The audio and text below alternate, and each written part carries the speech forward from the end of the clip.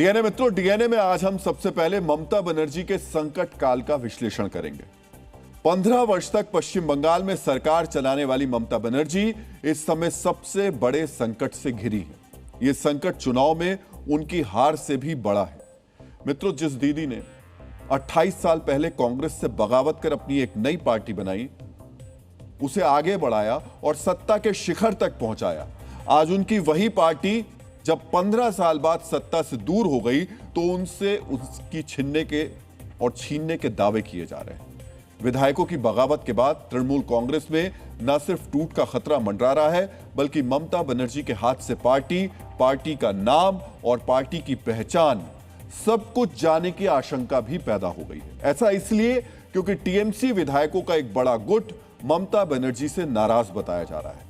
वो ममता बनर्जी की जगह किसी दूसरे नेता को चुनने की तैयारी में, मतलब पहले मुख्यमंत्री की कुर्सी गई और अब पार्टी पर नियंत्रण खोने का डर है। खुद ममता बनर्जी ने भी ऐसी आशंका जताई है।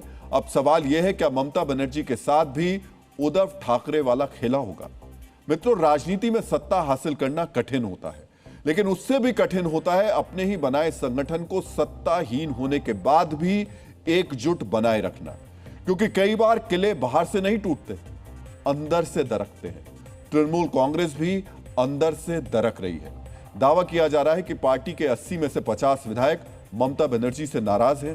कुछ दिन पहले टीएमसी छोड़ने वाले रिजू दत्ता का दावा है कि असंतुष्ट विधायकों ने एक सीक्रेट मीटिंग भी की थी।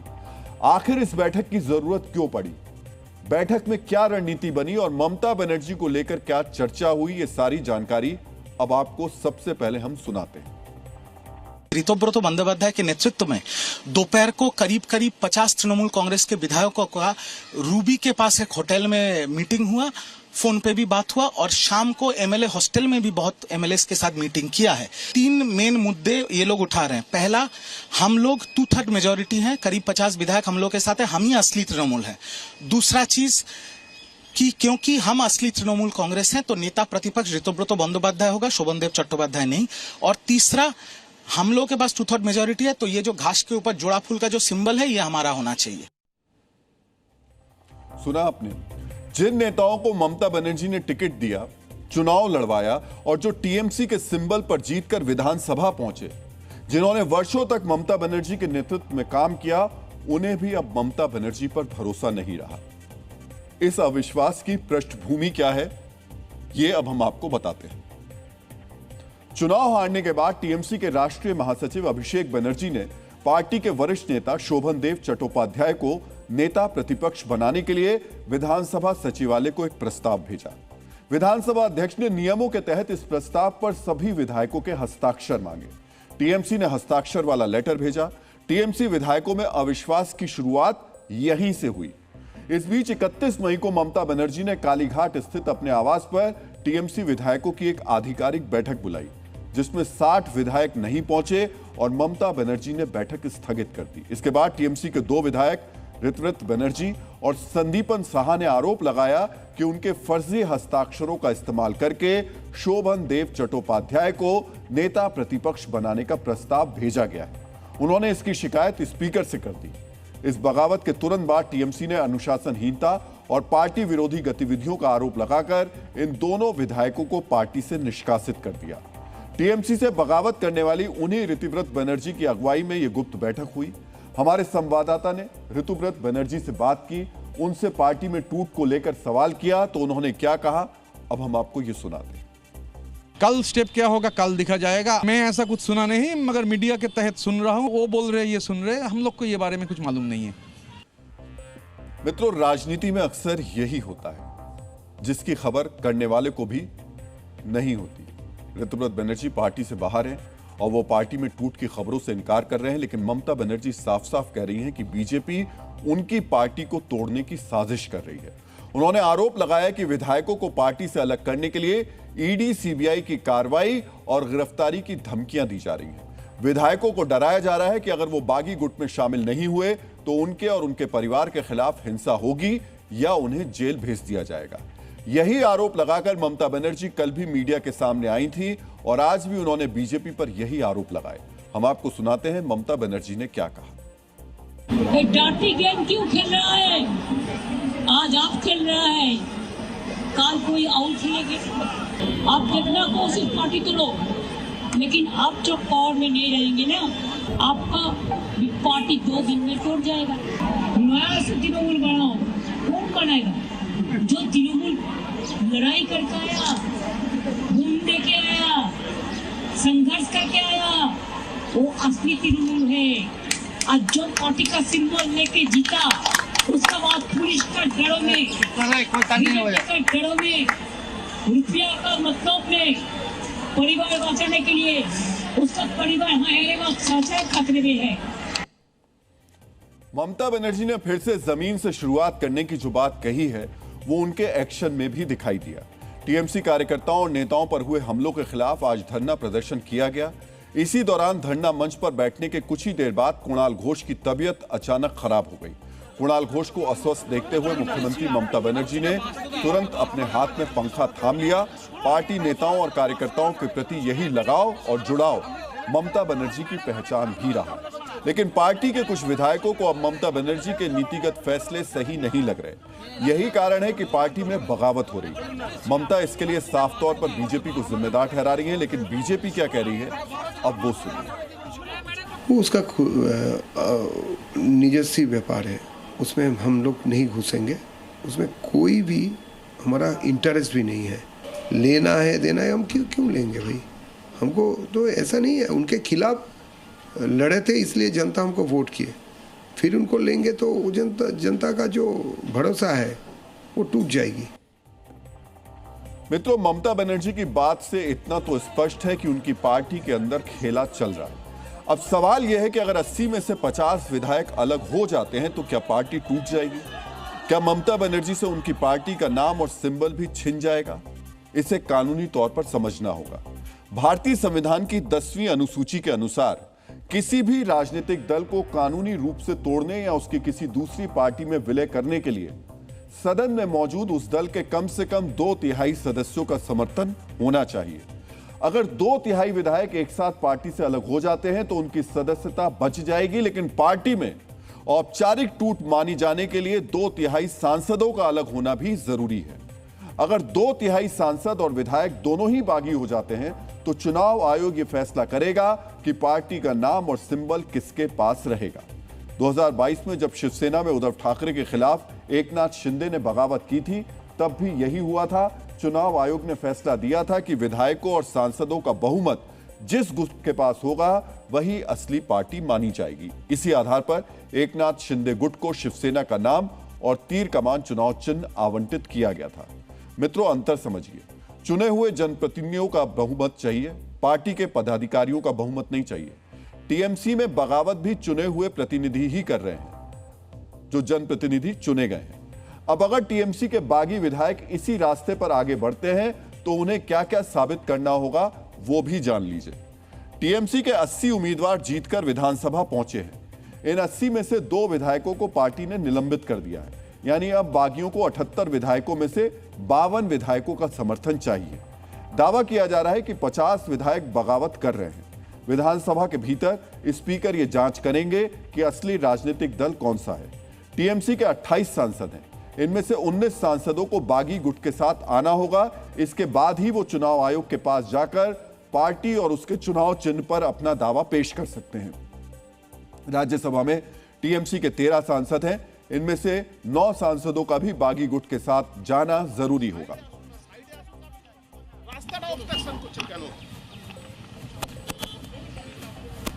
हार के बाद तृणमूल कांग्रेस के कई सांसद ममता बनर्जी और पार्टी की नीतियों पर सवाल उठा चुके हैं।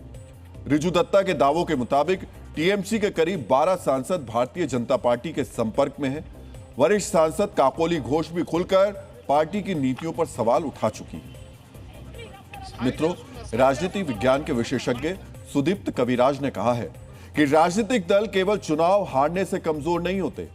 असली कमजोरी तब दिखती है जब उनके कार्यकर्ता पार्टी और नेतृत्व को बचाने के बजाय सबसे पहले खुद को सुरक्षित करने के रास्ते ढूंढने लगते हैं। टीएमसी में यही हो रहा है। सत्ता जाने के बाद टीएमसी के विधायक और सांसद बागी तेवर दिखा रहे हैं। ममता बनर्जी पहली बार ऐसी विकट स्थिति का सामना कर रही हैं। जब से उन्होंने पार्टी बनाई तब से लोग उनके साथ जुड़ते रहे। टीएमसी छोड़ने वाले गिनती के कुछ नेताओं को छोड़ दें तो लगभग हर दल से नेता टीएमसी में शामिल ही हुए। उन्होंने ममता को अपना नेता माना और ममता ने अपने हिसाब से पार्टी चलाई। लगातार 15 साल सत्ता में रहने के बाद जब इस बार टीएमसी सत्ता से दूर हुई तो विधायक बागी हो गए। आज जिस स्थिति का सामना ममता बनर्जी कर रही हैं, वैसी ही स्थिति दूसरे दलों के साथ भी हो चुकी है। पार्टी पर कब्जे की कहानी काफी पुरानी है। 90 के दशक में आंध्र प्रदेश में ऐसा हुआ था। वहां एनटी रामाराव ने 1982 में तेलुगु देशम पार्टी बनाई थी, लेकिन 1995 में उनके दामाद चंद्रबाबू नायडू ने ही पार्टी और सरकार दोनों पर कब्जा कर लिया। 2022-23 में महाराष्ट्र में शिवसेना भी टूटी थी। बाला साहेब ठाकरे ने यह पार्टी बनाई थी। उद्धव ठाकरे उसके उत्तराधिकारी थे, लेकिन कभी बाला साहेब के बेहद करीबी रहे एकनाथ शिंदे ने पार्टी और उसके चुनाव चिन्ह दोनों पर अपना दावा स्थापित कर लिया। 2024 में शरद पवार की पार्टी राष्ट्रवादी कांग्रेस पार्टी में भी टूट हुई और पार्टी का नाम तथा चुनाव चिन्ह दोनों बागी नेताओं के पास चले गए। 1999 में शरद पवार ने कांग्रेस से अलग होकर अपनी पार्टी बनाई थी और ममता बनर्जी ने भी 1998 में कांग्रेस से अलग होकर ही अपनी पार्टी बनाई थी। शरद पवार की पार्टी पर उनके भतीजे अजित पवार ने अपने को मजबूत किया, उसे अपने हाथ में ले लिया। ममता बनर्जी को भी आज वैसी ही चुनौती उन विधायकों से मिल रही है जिन्हें उन्होंने खुद बड़ा नेता बनाया। मित्रों, राजनीति में महत्वाकांक्षा वो शक्ति है जो नेताओं को शिखर तक पहुंचाती है, लेकिन यही महत्वाकांक्षा जब सीमाएं लांघती है तो दलों को तोड़ती है, रिश्तों को बदलती है और सत्ता के समीकरणों को उलट देती है। टीएमसी में बगावत के बीच जिस नाम की सबसे ज्यादा चर्चा हो रही है वो ऋतुव्रत बनर्जी का नाम है। जब बंगाल में लेफ्ट का शासन था तब ऋतुव्रत बनर्जी ने छात्र राजनीति की शुरुआत लेफ्ट के साथ की थी।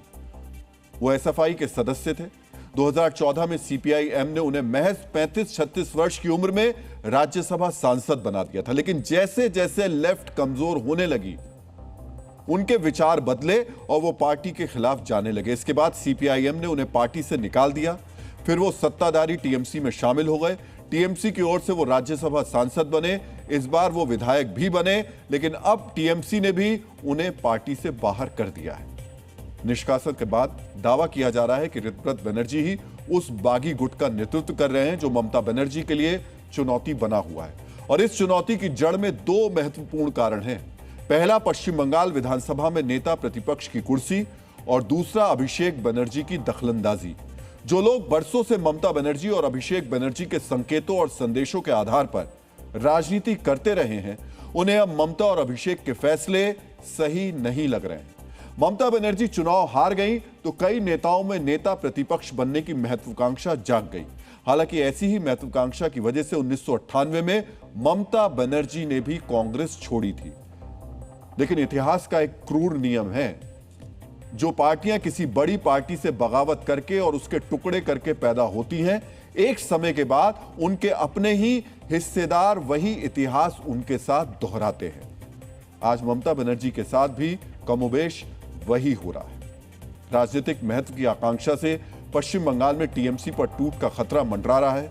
सत्ता वाले रसायन के कारण जो नेता अब तक टीएमसी और ममता बनर्जी के सबसे करीबी थे, सत्ता जाते ही वो अब अपना अलग अस्तित्व तलाश रहे हैं। मित्रों, यही राजनीति का क्रूर सत्य है और पश्चिम बंगाल की राजनीति में बड़ा बदलाव भी है। वैसे पश्चिम बंगाल में राजनीतिक बदलाव के साथ एक और बड़ा बदलाव जमीन पर दिखाई दे रहा है। जिन लोगों से कटमनी सिंडिकेट ने जबरन पैसा वसूला था, उन्हें अब तलाश कर हाथ जोड़कर पैसा वापस किया जा रहा है। समझिए, हाथ मरोड़कर वसूली हुई रकम हाथ जोड़कर वापस की जा रही है। यह दुर्लभ बदलाव है। हम इसे दुर्लभ इसलिए कह रहे हैं क्योंकि पहली बार ऐसा हो रहा है जब वसूली करने वाले लोग पीड़ितों को बुलाकर, चौपाल लगाकर, कैंप लगाकर पैसा वापस कर रहे हैं। मेरी बाईं तरफ चल रही वीडियो दक्षिण 24 परगना के नाम खाना से आई है। यहां जमीन पर बैठा एक आदमी महिलाओं को पैसे वापस कर रहा है। ये नोट की गड्डी है, एक दो नोट नहीं है, पूरी गड्डी है। समझ सकते हैं रकम हजारों में होगी। जो आदमी महिलाओं को नोटों की गड्डी दे रहा है वो टीएमसी का नेता है। इसने पीएम आवास योजना के तहत घर दिलाने के नाम पर लाभार्थियों से 5-5 हजार रुपए की कट मनी वसूली थी। मित्रों, नामखाना में 45 महिलाओं को कट मनी वसूलने वाले टीएमसी नेता ने पैसे वापस किए। आज हमारे संवाददाता अमित भारद्वाज नामखाना के फकीर कुंडी गांव पहुंचे। वहां कई महिलाओं को कटमनी के तौर पर दी गई रिश्वत के पैसे वापस मिले। हमारे संवाददाता ने उन महिलाओं से बात की। सुनिए कैमरे पर इन महिलाओं ने हमें क्या बताया।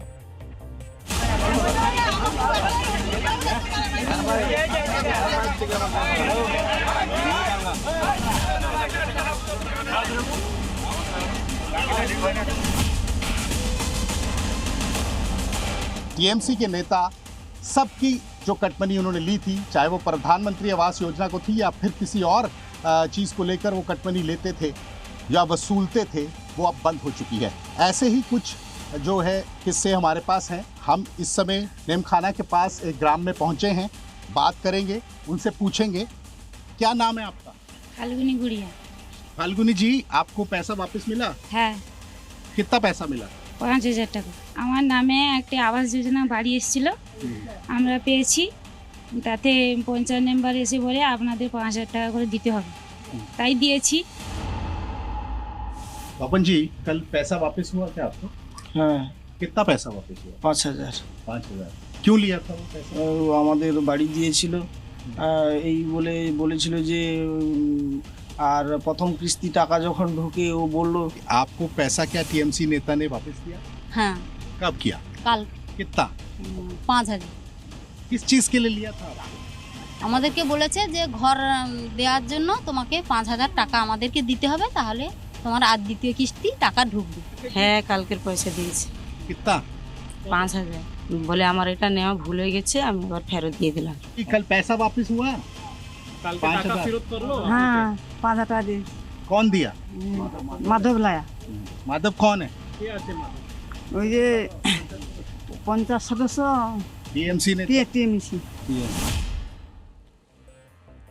मित्रों, प्रसिद्ध यूनानी दार्शनिक प्लेटो ने कहा है, जो व्यक्ति धन के लिए न्याय बेचता है वो राज्य की नींव को कमजोर करता है।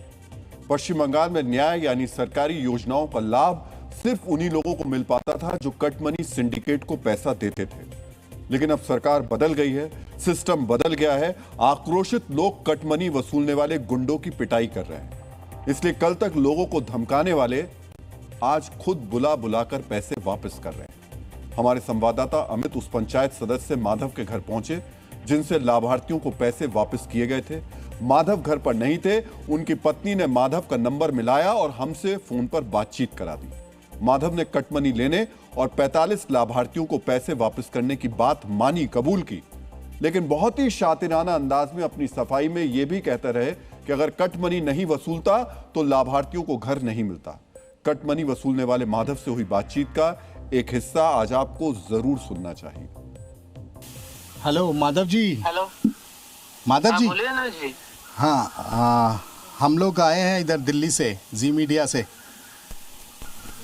बोलिए। कल आपने सबके पैसे वापस किए ना? आपसे बात करना था हमको। हाँ, आप किधर हैं अभी? मैं तो अभी पढ़ने के लिए कलकत्ता आया हूँ। इधर मेरा कोर्स चल रहा है, बीबीए ट्रैवल एंड टूरिज्म का। एक्चुअली आई एम स्टूडेंट है ना ब्रदर। अच्छा, आप पंचायत के मेंबर नहीं है? मैं पंचायत मेंबर भी हूँ। अच्छा। और वो तो मेरा काम है बस। ये मेरा जिंदगी तो मेरे को ही बनाना पड़ेगा, कोई और तो आके नहीं बनाएगा ना मेरा भाई। वो हम गांव में आए थे, हमें पता लगा कि कल आपने सबके पैसे वापस किए। हाँ जी। हाँ, सबको पैसा दिया। कितने लोगों को पैसा दिया आपने? 45। अच्छा, तो ये कौन लोग थे माधव जी? मैं तो पहले ही मीडिया के सामने ही बता था ना, मैं नाम नहीं बता सकता, लेकिन जितना हिंट्स दे दिया, समझदारों के लिए इशारा ही काफी होता है। शायद ये बात आपको पता है ना? पूरी जनता समझदार है और आपकी सारी बात हम समझ भी रहे हैं। मेरा बात समझे। हाँ। मेरा बात समझे जी। अगर उस टाइम मैं अगर पैसा नहीं देता, उस टाइम बेनिफिशियरी से लेकर अगर मैंने पैसा नहीं पहुंचाता, क्या उस बेनिफिशियरी को घर मिलता? सेकेंड लॉट का पैसा मिलता? नहीं मिलता है ना मेरे भाई। सुना आपने, कट मनी वसूलने वाला माधव अब कितने शातिराना अंदाज में सफाई दे रहा है। वो गांव छोड़कर कोलकाता चला गया। मित्रों, कट मनी वापसी वाला यह अभियान सिर्फ दक्षिण 24 परगना में ही नहीं चल रहा है। सत्ता परिवर्तन के बाद पाप मुक्ति से शुद्धि का भाव दूसरे इलाकों के कटमनी वसूलने वालों के मन में भी अब आ गया है। मेरी बाईं तरफ जो वीडियो आप देख रहे हैं वो कूच बिहार के माथा भांगा से आया है। इस वीडियो को गौर से देखिए। यहां भीड़ के बीच में बैठा एक आदमी पैसे निकालता है और दूसरे आदमी को देता है। आसपास बैठे लोग कह रहे हैं पूरे पैसे लेने। मित्रों, जो आदमी पैसे वापस करते दिख रहा है वो टीएमसी का नेता है, नाम है बाबाई दास। बाबाई दास ने माथा भांगा में लोगों से कटमनी वसूला। रेट फिक्स नहीं था, किसी से 10,000, किसी से 20,000। आज विनम्रता की प्रतिमूर्ति बने बाबाई दास का खौफ इतना था उस वक्त कि अपनी जमीन बेचने पर भी उसे कटमनी देनी पड़ती थी, वो भी करीब 1 लाख रुपए। पीड़ितों का आरोप है कि सिर्फ माथा भांगा में ही 80 लाख रुपए की कटमनी वसूली गई। सोचिए, सिर्फ एक पंचायत से 80 लाख रुपए की वसूली। प्रशासन का डर और आम लोगों के आक्रोश के आगे कटमनी सिंडिकेट के समर्पण की इन तस्वीरों को देखने के बाद सहज ही अंदाजा लगाया जा सकता है कि पश्चिम बंगाल में बदलाव कैसे ग्रास रूट तक पहुंच रहा है। लेकिन यहां एक सवाल भी है। सवाल यह कि अगर एक पंचायत से 80 लाख रुपए की कटमनी वसूली गई तो इस अवैध वसूली का अर्थतंत्र कितना बड़ा था। डीएनए मित्रों, आचार्य चाणक्य ने कहा है कि अन्यायपूर्ण अर्जित धन अधिक समय तक टिकता नहीं और अंततः विनाश का कारण बनता है। पश्चिम बंगाल में अन्यायपूर्ण तरीके से वसूली गई कटमनी टीएमसी के लिए राजनीतिक विनाश का एक महत्वपूर्ण कारण बनी। मित्रों, कटमनी वाला ये सिंडिकेट कैसे पश्चिम बंगाल के आम आदमी की मेहनत की कमाई को जोक की तरह चूस रहा था, इसे समझने के लिए आपको कटमनी के अर्थतंत्र को समझना होगा। माथा भांगा में एक पंचायत से 80 लाख रुपए की कटमनी वसूलने का आरोप लग रहा है। इसे केस स्टडी मानकर हमने डीएनए शोधशाला में कटमनी के अर्थतंत्र पर रिसर्च की। इस रिसर्च में हमें क्या पता चला, आप जानकर हैरान रह जाएंगे। मित्रों, पश्चिम बंगाल में अगर 10% पंचायतों से भी 80-80 लाख रुपए के हिसाब से वसूली की गई होगी तो यह रकम 267 करोड़ रुपए होगी। 25% पंचायतों से 80 लाख रुपए की वसूली पर रकम 668 करोड़ रुपए होती है। 50% पंचायतों से 80 लाख रुपए की वसूली पर 1336 करोड़ की रकम बनती है। पश्चिम बंगाल में कुल 3339 पंचायतें हैं। अगर सभी पंचायतों से 80-80 लाख रुपए की रकम वसूली गई तो यह रकम 2672 करोड़ रुपए होती है। यह रकम कितनी बड़ी है इसका अंदाजा आप इसी बात से लगा सकते हैं कि पश्चिम बंगाल में वर्ष 2026-27 के लिए परिवहन विभाग का प्रस्तावित आवंटन 2307 करोड़ था, यानी कटमनी में वसूली गई रकम से भी करीब 300 करोड़ कम। सोचिए, आम आदमी की मेहनत की कमाई का कितना बड़ा हिस्सा कटमनी सिंडिकेट ने जबरन अपनी जेब में रख लिया। और कैसे रख लिया? आम लोगों को लूटकर। प्रसिद्ध रोमन दार्शनिक सिसरो ने लिखा है कि लोक सेवा का उद्देश्य निजी लाभ नहीं बल्कि जन कल्याण होना चाहिए। डीएनए मित्रों, पश्चिम बंगाल में लोक सेवा जन कल्याण की नहीं, कटमनी का साधन बन गई थी। यह किसी एक पंचायत, एक जिले की कहानी नहीं, कटमनी का सिंडिकेट पूरे पश्चिम बंगाल में फैला हुआ था। जानते हैं आप, बाकायदा रेट लिस्ट बनी हुई थी। हर काम के लिए दाम फिक्स किए गए थे। पीएम आवास योजना या बांग्ला बारी योजना में घर दिलाने के लिए 10,000 से 25,000 रुपए तक की कट मनी वसूली जाती थी। स्थानीय आवास और शहरी निकाय योजना में घर दिलाने के लिए 10,000 से 60,000 रुपए वसूले जाते थे। इसके अलावा मनरेगा वाले मजदूरों से हर दिन 20 से 40 रुपए तक की कटमनी ली जाती थी। उज्ज्वला योजना के तहत एलपीजी सिलेंडर के लिए 500 से 600 रुपए लिए जाते थे। शौचालय सहायता योजना की मदद के लिए 900 से 2,000 रुपए। अंतिम संस्कार के लिए मिलने वाली सहायता के लिए 200 रुपए की कटमनी वसूली जाती थी। इसके अलावा पंचायत और नगरपालिका की फाइल और जमीन खरीदने बेचने पर मोटे पैसे वसूले जाते थे। समझ रहे हैं, रोज मजदूरी कर आजीविका चलाने वाले मजदूर हो, उज्ज्वला की लाभार्थी गरीब महिलाएं हो, सबको कट मनी देनी होती थी। सोचिए, ये कितनी निर्दयी और भावनाहीन सिंडिकेट था जो अंतिम संस्कार के लिए मिलने वाली सहायता में भी जबरन वसूली कर रहा था। अब आप उस आक्रोश को समझ सकते हैं जो कटमनी के खिलाफ पश्चिम बंगाल में दिखाई दे रहा है। मित्रों, मैं फिर आपके साथ आचार्य चाणक्य का एक विचार साझा कर रहा हूं। आचार्य चाणक्य ने कहा है कि शासन तभी सफल होता है जब उसके सेवक ईमानदार और अनुशासित हों।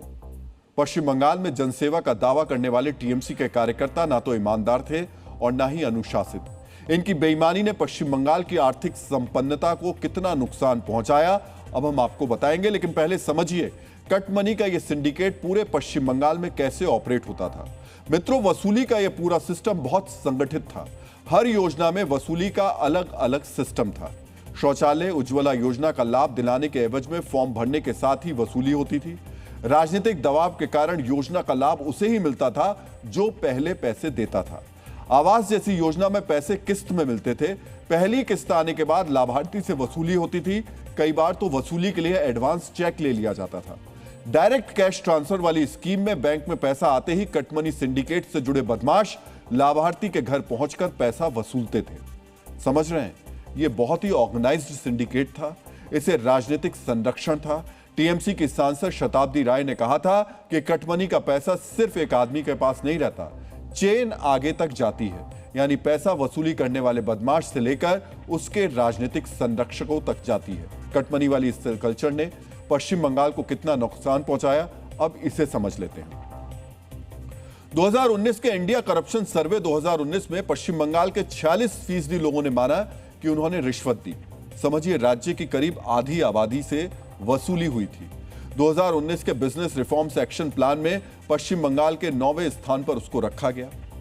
सोचिए, कटमनी वाले सिंडिकेट के कारण संसाधनों से भरा पूरा होने के बाद भी Paschim Bengal ease of doing business में नीचे खिसक गया। कटमनी कल्चर के कारण ही पश्चिम बंगाल में उद्योग धंधे नहीं लगे, आर्थिक तरक्की का पहिया थम गया, बेरोजगारी बढ़ी और लोगों की परेशानियां भी बढ़ी। मित्रों, इसलिए प्रसिद्ध जर्मन दार्शनिक पीटर इगेन ने कहा है कि भ्रष्टाचार गरीबी का प्रमुख कारण है और विकास के मार्ग में सबसे बड़ी बाधाओं में से एक है। अब हम जो तस्वीरें आपको दिखा रहे हैं वो हैरान करने वाली है। कोलकाता में टीएमसी छात्र यूनियन के ऑफिस से नोटों की गड्ढियों से भरा एक बैग मिला।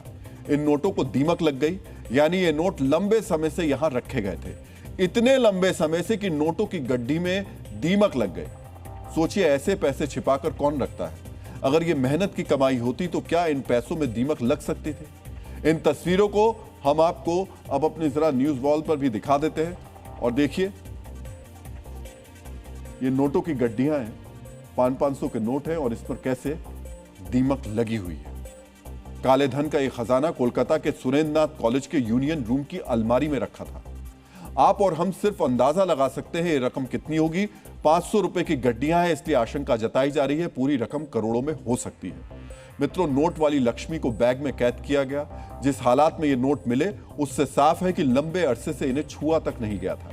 सरकार बदलने के बाद जब कॉलेज के यूनियन रूम से टीएमसी का कब्जा हटाया गया, तब काले धन का गुप्त खजाना सामने आया। हालांकि अब ये नोट किसी काम के नहीं है और इनका कोई दावेदार भी नहीं है। मित्रों, क्षतिग्रस्त हो चुके नोट पश्चिम बंगाल के सिस्टम में भ्रष्टाचार के दीमक की गवाही दे रहे हैं। ये नोट बता रहे हैं कि टीएमसी के राज में पश्चिम बंगाल के सिस्टम को भ्रष्टाचार के दीमक ने कैसे खोखला कर दिया। मित्रों, आज के पश्चिम बंगाल राज्य के निर्माण में जनसंघ के संस्थापक डॉक्टर श्यामा प्रसाद मुखर्जी का अहम योगदान रहा है। लेकिन दुर्भाग्य यह है कि राजनीतिक विचारधाराओं के कारण लंबे समय तक उनके योगदान को भुलाया जाता रहा। अब बीजेपी के सत्ता में आने के बाद उनके योगदान को सम्मान दिया जा रहा है। शुभेंदु अधिकारी की सरकार कोलकाता में डॉक्टर श्यामा प्रसाद मुखर्जी की सबसे ऊंची प्रतिमा स्थापित करेगी। यह प्रतिमा 125 फीट ऊंची होगी।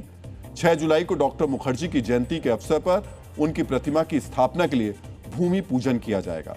भूमि पूजन कार्यक्रम में प्रधानमंत्री नरेंद्र मोदी या गृह मंत्री अमित शाह शामिल हो सकते हैं। डॉक्टर मुखर्जी की विशाल प्रतिमा स्थापित करके बीजेपी उनके योगदान और विचारों को व्यापक स्तर पर लोगों तक पहुंचाना चाहती है। बंगाल में डॉक्टर मुखर्जी के विचारों के प्रसार के लिए 20 जून को बंगाल दिवस भी मनाया जाएगा।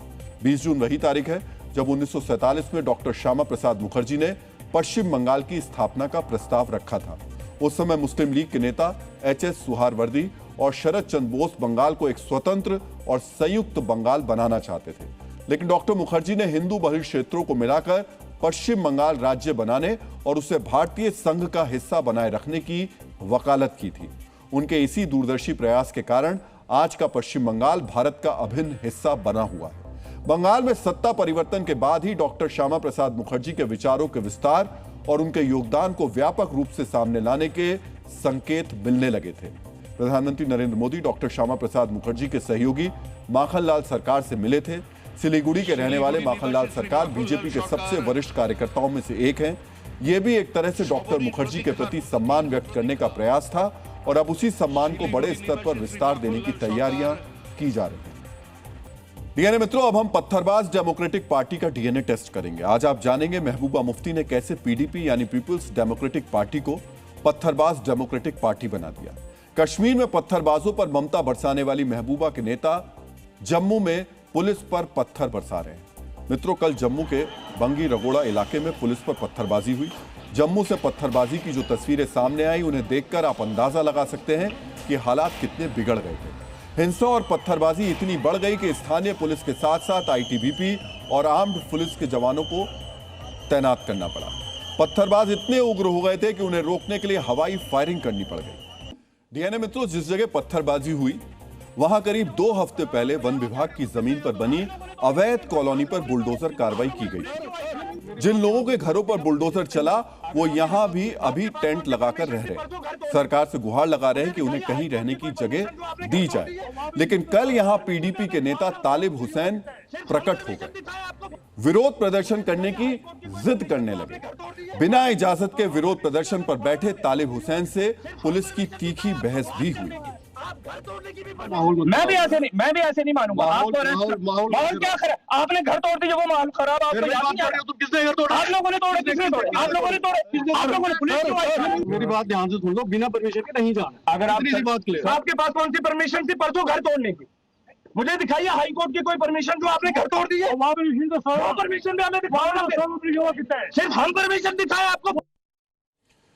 डीएनए मित्रों, पुलिस को तालिब हुसैन के मंसूबों का अंदाजा था, तभी उन्हें रोका जा रहा था। लेकिन पुलिस से बहस के बाद हंगामा शुरू हो गया।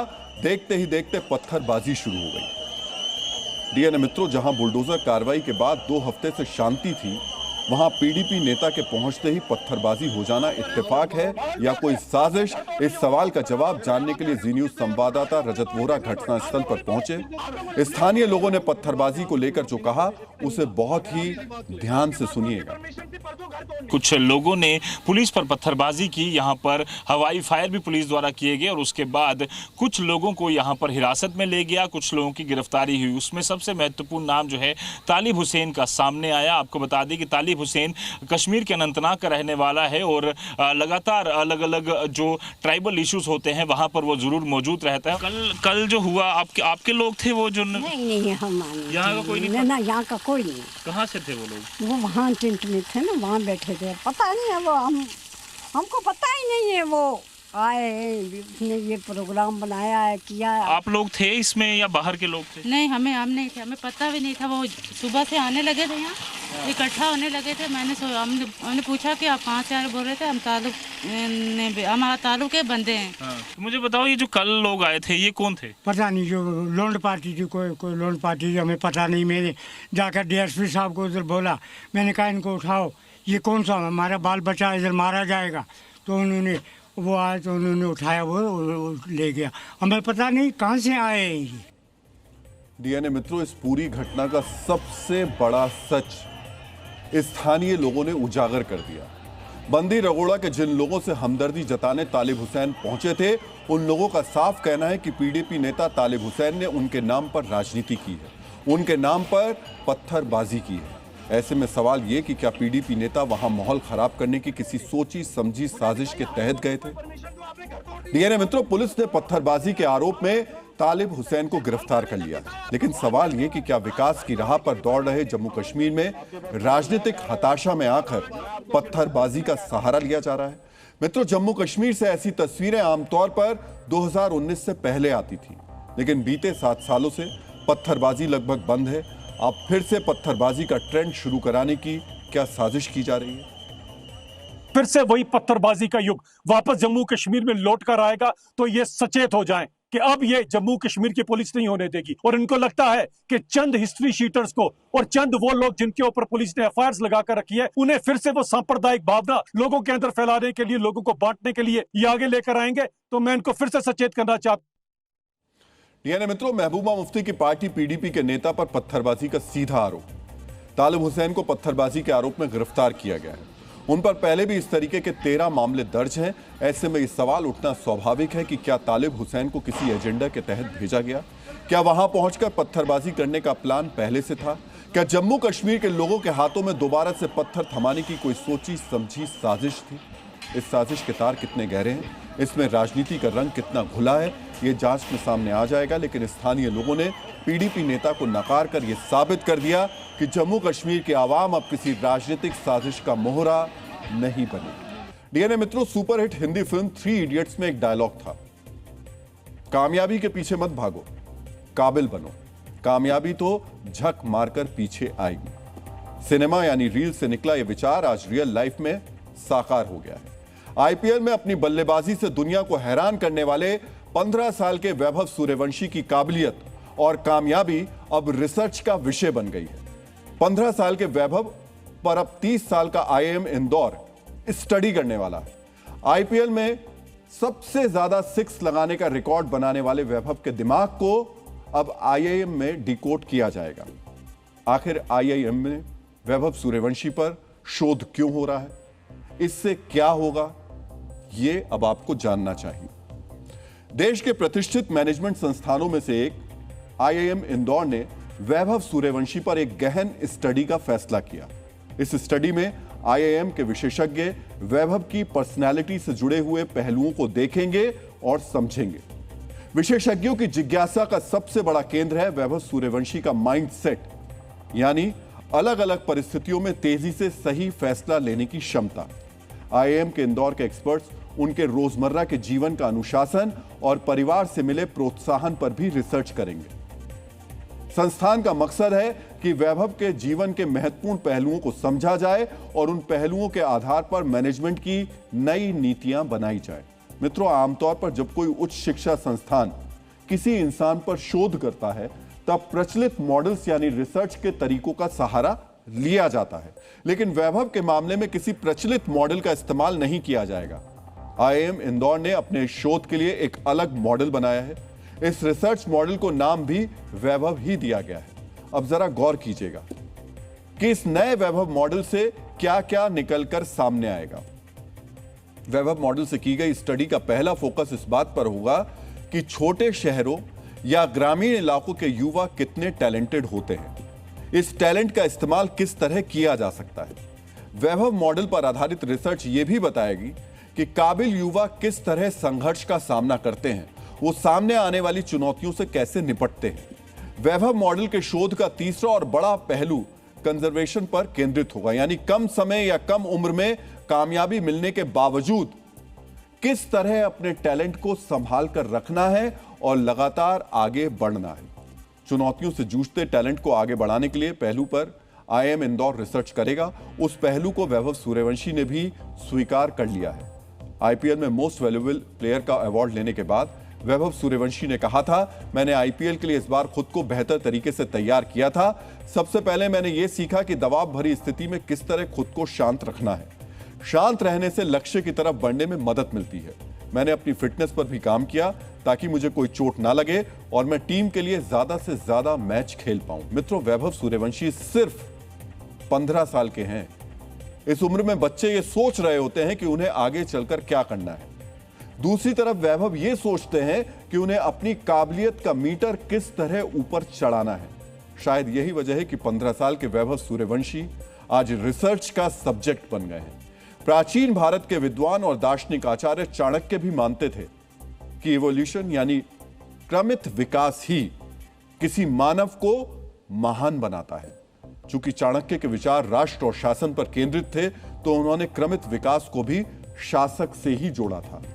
चाणक्य मानते थे कि हर शासक को क्रमित विकास के लिए 3 चरणों में गुजरना होता है। पहला चरण है विनय और आत्मनियंत्रण, यानी स्वभाव में नम्रता रखना और व्यसनों से दूर रहना। दूसरा चरण है ज्ञान और कौशल का अर्जन। इसका अर्थ है अपनी विद्या पर कठोर परिश्रम करना और उसे तराशना। तीसरा चरण है कर्म और लोक कल्याण, यानी जो विधा किसी मानव के पास है उससे लोगों का कल्याण भी होना चाहिए। वैभव का माइंडसेट पढ़ने के बाद जो रिसर्च तैयार की जाएगी वो अलग अलग क्षेत्रों में युवा टैलेंट को आगे बढ़ाने में सहयोगी साबित होगी। मित्रों, खेल और खासकर क्रिकेट में टैलेंट मैनेजमेंट कितना जरूरी है, इस मुद्दे का भी हम विश्लेषण करेंगे, लेकिन उससे पहले एक नजर वैभव से जुड़े दिलचस्प तथ्यों पर डाल देते हैं। इन फैक्ट्स और फिगर्स से आपको पता चलेगा वैभव सूर्यवंशी इतने विशेष क्यों हैं। एक अनुमान के मुताबिक अगर गेंदबाज 150 किलोमीटर प्रति घंटा या उससे ज्यादा गति के साथ बॉल डाल रहा है तो औसतन वैभव सूर्यवंशी को बॉल को समझने और शॉट मारने के लिए 0.5 सेकंड का समय लगता है, यानी आधा सेकंड। जी हां, सिर्फ आधे सेकंड में वैभव यह तय कर लेते हैं कि बॉल को किस दिशा में कितनी पावर के साथ मारना है। आईपीएल की दुनिया में वैभव को सिक्सर किंग कहा जाता है। इस आईपीएल में वैभव ने हर 5वीं गेंद पर छक्का मारा है, यानी अगर वैभव सूर्यवंशी क्रीज पर हैं तो एक ओवर में कम से कम एक सिक्सर लगना तय है। वैभव के बल्ले से निकले रनों में से 80% बाउंड्री यानी चौके छक्के से आते हैं। इसी वजह से वैभव सूर्यवंशी को पावर हिटर का खिताब दिया गया है। वैभव की ऐसी ही खासियतों की वजह से आईआईएम इंदौर उनके ऊपर रिसर्च करने जा रहा है। आईआईएम ने जिस टैलेंट मैनेजमेंट को इस रिसर्च से जोड़ा है वो भारतीय क्रिकेट की बड़ी आवश्यकताओं में से एक रहा है। ऐसे कई खिलाड़ी आए हैं जिन्होंने क्रिकेट की दुनिया में आते ही धमाका किया, लेकिन उनका करियर फिर उसी रफ्तार से आगे नहीं बढ़ पाया। ऐसे ही एक किरदार है पृथ्वी शॉ। सिर्फ 14 साल की उम्र में पृथ्वी ने एक टूर्नामेंट में 546 रन बना दिए थे। 2018 में पृथ्वी की कप्तानी में भारत ने अंडर 19 वर्ल्ड कप भी जीता। अपने टेस्ट मैच डेब्यू पर पृथ्वी शॉ ने एक शतक मारा था, लेकिन आगे चलकर पृथ्वी शॉ को फिटनेस संबंधित समस्याएं हो गई। इन चुनौतियों की वजह से पृथ्वी शॉ के करियर की रफ्तार धीमी पड़ गई। पृथ्वी शॉ की तरह ही उन्मुक्त चंद भी बड़ी उम्मीद माने जाते थे। उन्मुक्त की कप्तानी में भारत ने वर्ष 2012 में अंडर 19 वर्ल्ड कप जीता था। अपने खेल की वजह से उन्मुक्त की तुलना विराट कोहली से की जाने लगी थी, लेकिन उन्मुक्त अपनी फॉर्म को बरकरार नहीं रख पाए। आज वो अमेरिका में क्रिकेट खेलते हैं। कभी फिटनेस तो कभी फॉर्म, ये ऐसी चुनौतियां हैं जिनका सामना हर खिलाड़ी करता है। वैभव के साथ एक अलग फैक्टर यह भी है कि वो मुंबई या दिल्ली जैसे बड़े शहरों से नहीं आते। वैभव बिहार से है, एक ऐसा राज्य जहां से बहुत ज्यादा क्रिकेटर बड़े लेवल पर नहीं खेले हैं। यह भी एक वजह है जिसके चलते आईआईएम इंदौर ने वैभव पर रिसर्च के जरिए टैलेंट मैनेजमेंट पर ध्यान देने का फैसला किया है, ताकि भविष्य में कोई बड़ा टैलेंट खराब ना हो जाए और बड़े टैलेंट को कैसे मैनेज किया जाए, उनके टैलेंट को कैसे संभाला जाए। हमारा उद्देश्य केवल एक प्रतिभाशाली खिलाड़ी की सफलता का अध्ययन करना नहीं है, बल्कि ऐसे व्यवहारिक और नीतिगत निष्कर्ष विकसित करना है जो भविष्य में भी उभरती प्रतिभाओं के समग्र और सतत विकास के लिए मार्गदर्शक सिद्ध हों। खिलाड़ियों के टैलेंट मैनेजमेंट यानी उनके खेल को सहयोग देने के इसी विचार पर भारत को पहला वर्ल्ड कप जिताने वाले कपिल देव ने एक महत्वपूर्ण टिप्पणी की थी। कपिल देव ने कहा था, प्रतिभा तो एक चीज है, लेकिन खिलाड़ी को उससे ज्यादा की जरूरत होती है। दोस्तों, माता पिता, भाई बहन, स्कूल, कॉलेज और सिस्टम, सबका सपोर्ट किसी खिलाड़ी के टैलेंट को सही आकार देने के लिए बहुत जरूरी है। अब हम सीबीएसई से जुड़ी 2 अहम खबरों का विश्लेषण करने वाले हैं। पहला है सीबीएसई में बड़ा प्रशासनिक बदलाव है और दूसरा सीबीएसई के पोर्टल पर हुआ बहुत बड़ा साइबर अटैक है। ऑन स्क्रीन मार्किंग से जुड़े विवादों के बीच केंद्र सरकार ने सख्त एक्शन लेते हुए सीबीएसई के चेयरमैन राहुल सिंह और सचिव हिमांशु गुप्ता का तबादला कर दिया है। गृह मंत्रालय में अतिरिक्त सचिव प्रशांत लोखंडे को सीबीएसई का नया अध्यक्ष नियुक्त किया गया है। इसके साथ ही बोर्ड में ऑन स्क्रीन मार्किंग सेवाओं की खरीद प्रक्रिया की जांच के लिए एक समिति भी गठित कर दी गई है। समिति यह भी जांच करेगी कि सेवाओं के चयन में सभी तय प्रक्रियाओं का पालन किया गया या नहीं। डीएनए मित्रों, यह तबादला कोई रूटीन ट्रांसफर नहीं है, बल्कि यह सिस्टम की जवाबदेही तय करने का एक कड़ा संदेश है।